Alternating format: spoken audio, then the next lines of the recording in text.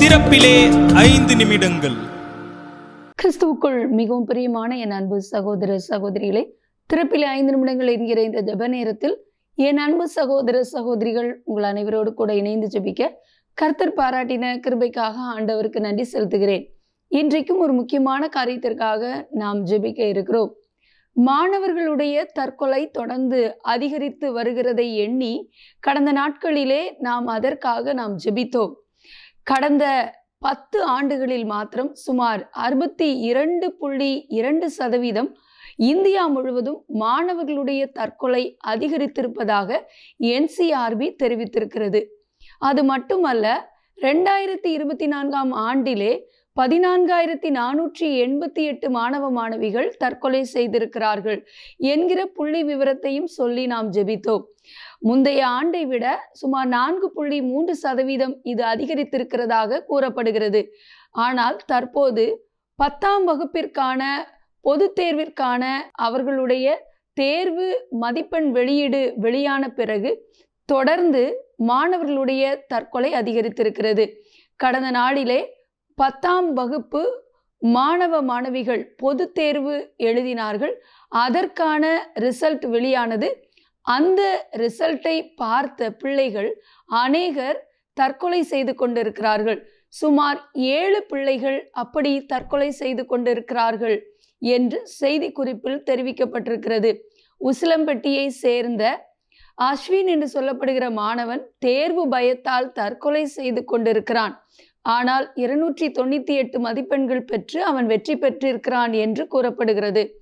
மட்டுமல்ல, சஞ்சய், நிஷா என்று சொல்லப்படுகிற 2 மாணவ மாணவிகள் தேர்விலே அதிக மதிப்பெண்கள் எடுக்க முடியாமல் போனதால் அவர்கள் மன பயத்தோடு கூட பலவிதமான பாரத்தோடு கூட தற்கொலை செய்து கொண்டிருக்கிறார்கள்.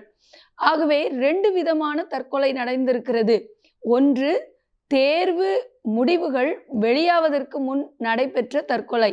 மற்றொன்று, தேர்வு முடிவுகள் வெளியான பிறகு அவர்களுடைய எதிர்காலத்தை எண்ணி பயத்தோடு நடைபெற்ற தற்கொலைகள். ஆகவே மாணவர்கள் இன்றைக்கு 2 விதமான பயத்தினாலே பாதிக்கப்பட்டிருக்கிறார்கள். தேர்வு முடிவுகள் வருவதற்கு முன்பதாகவே என்ன நடக்கும் என்கிற ஒரு பயத்தோடு, அல்லது எவ்வளவு மார்க் எடுப்போம், நாம் தோற்று விடுவோமோ என்கிற பயத்தோடு தற்கொலை முடிவுக்கு வருகிறார்கள். இன்னொன்று, அவர்கள் முடிவுகள் வெளியான பிறகு நம்முடைய எதிர்காலம் என்னவாய் போகும், நாம் எதிர்பார்த்த மார்க்குகள் இல்லை என்று சொல்லி அவர்கள் கலக்கத்தோடு இந்த முடிவுக்கு வருகிறார்கள். இப்படிப்பட்ட சூழ்நிலையிலிருந்து, மன அழுத்தத்திலிருந்து மாணவ மாணவிகள் விடுவிக்கப்பட, இந்த தற்கொலை எண்ணத்திலிருந்து அவர்கள் மீண்டு வர நாம் ஜெபிக்க வேண்டும்.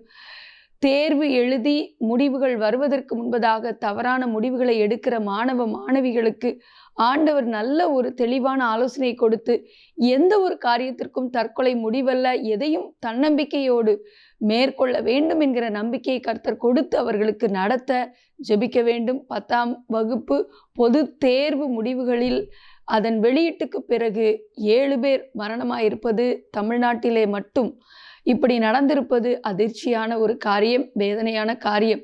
இவர்களை இழந்து தவிக்கிற பெற்றோருடைய நிலையை யோசித்து பாருங்கள். இவர்களுக்காக பாரத்தோடு ஜெபிப்போமா? எங்கள் அன்பின் பரலோக பிதாவை, ஆசீர்வதிக்கப்பட்ட நாளின் கால வேளைக்காக நன்றியோடு துதிக்கிறோம், ஸ்தோத்திரிக்கிறோம் அப்பா. 10ஆம் வகுப்பு தேர்வு முடிவுகள் வெளியானதை அடுத்து தமிழகத்தை சேர்ந்த சுமார் 7 மாணவ மாணவிகள் தற்கொலை செய்து கொண்டிருப்பதை எண்ணி நாங்கள் ஆண்டவரே அவர்களுக்காக பாரத்தோடு ஜெபிக்கிறோம் அப்பா. இனி இப்படிப்பட்ட தற்கொலைகள் நடைபெறாதபடி நீங்க பாதுகாக்க ஜெபிக்கிறோம். தேர்வு பயத்தினாலும் தேர்வு முடிவுகள் வெளியான பின்பு தங்களுடைய எதிர்காலத்தை எண்ணியும் பலவிதமான கலக்கத்தோடு குழப்பத்தோடு இப்படிப்பட்ட தற்கொலைக்கு நேராக தூண்டப்படுகிற மாணவ மாணவிகளுக்கு தெளிவான ஆலோசனையை கொடுக்க ஜெபிக்கிறோம். இவர்களுக்கு பெற்றோரும் ஆசிரியரும் உதவி செய்ய ஜெபிக்கிறோம். இப்படிப்பட்ட தற்கொலை எண்ணத்திற்கு நேராக மன அழுத்தத்தை கொண்டு வந்து இப்படிப்பட்ட தற்கொலை செய்ய தூண்டுகிற பொல்லாத தற்கொலையின் ஆவிகளை இயேசுவின் நாமத்தில் நாங்கள் முறியடித்து அவைகளை பிள்ளைகளுடைய சிந்தையை விட்டு அப்புறப்படுத்தி ஜெபிக்கிறோம். ஆண்டவரை, இன்னமும் தேர்வு முடிவுகள் பெற்றுக்கொண்ட பிள்ளைகள் எந்த விதத்திலும் பிள்ளைகளும் கலக்கத்தோடு இப்படி தவறான முடிவு எடுக்காதபடி கர்த்தர் மனமிறங்கி அவர்களுக்கு தெளிவை கொடுத்து வரும் நாட்களிலே அவர்கள் நல்ல எதிர்காலத்தை பெற்றுக்கொள்ள கிருபை தந்து வழிநடத்த ஜெபிக்கிறோம். எங்களோடு ஜெபத்தில் இணைந்திருக்கிற அன்பு சகோதரர்கள் ஒவ்வொருவரையும் ஆசீர்வதிங்க, வழிநடத்துங்க. இயேசுவின் நாமத்தில் பிதாவே, ஆமேன். தொடர்ந்து ஜெபியுங்கள். கர்த்தர் தாமே உங்களை ஆசீர்வதிப்பாராக. ஆமேன்.